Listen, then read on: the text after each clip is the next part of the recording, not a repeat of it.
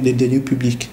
Oui, moi je pense qu'il y a eu quand même beaucoup de débats sur cette proposition, d'ailleurs qui n'est qu'une proposition, même pas un projet, une proposition de loi. En ce sens, c'est une idée.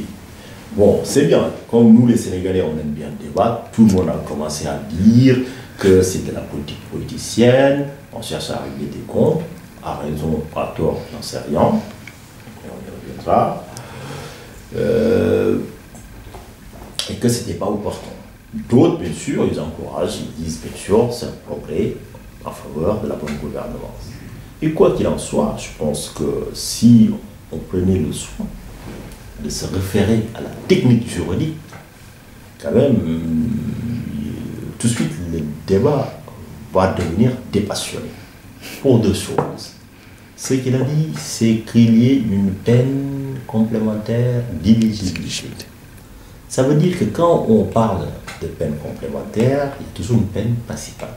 Parce que cette peine d'éligibilité ne peut pas être prononcée comme ça. C'est une peine qui vient en complément. Dès que vous avez été condamné pour détournement de deniers publics, en complément, le juge regarde, il dit que compte tenu des circonstances, je vous donne une peine de temps. En France, tous les jours, il y a des élus qui sont condamnés pour ceci ou cela. Donc, on en a tous les jours. C'est un cas récurrent. Alors, la proposition en soi me paraît bonne. Pourquoi?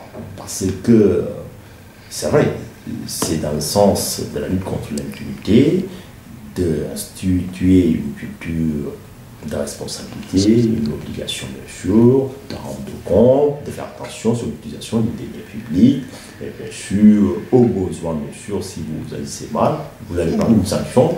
Donc, ça a un effet dissuasif. Je dis bien sur le principe. Alors, maintenant, il y a deux critiques qui ont été. Est-ce parce que certains, ils voient au moins le pouvoir actuel de vouloir écarter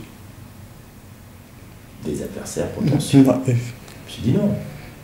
Si c'était le cas, je dis, c'est une supposition. Même si tel était leur dessein, c'est raté. Pourquoi? Il y a le principe de non-rétroactivité. L'autorité de la loi. Hein? De la loi, dont on a beaucoup débattu concernant en matière constitutionnelle. Mais en matière pénale, il n'y a pas de débat possible. Il est d'application absolue. Strict. Depuis la Déclaration universelle des droits de l'homme et du citoyen, la loi ne peut disposer que pour l'avenir. C'était pour éviter l'arbitraire royal. On vous arrête, on vous fait des lois sur mesure, on vous juge, on vous guillotine. Terminé. C'est un article. Le Conseil constitutionnel français le rappelle tous les jours, y compris aussi au Sénégal. On est sur la même longueur d'onde. Ce qui veut dire que si cette loi passe devant en septembre 2013, cette loi, déjà, donc, va être intégrée en tant que peine complémentaire. C'est une peine qui vient compléter la peine principale. Donc, elle ne peut pas, comme la peine principale, c'est-à-dire la loi pénale, elle-même ne peut pas rétroagir, a fortiori la peine complémentaire qui va venir. Et ce qui veut dire que cette peine complémentaire ne peut pas viser des faits qui sont antérieurs à son entrée en vigueur. Ce qui veut dire qu'aucun des anciens du régime de droite ne tombera sous le coup de la loi. Là, c'est clair. Donc,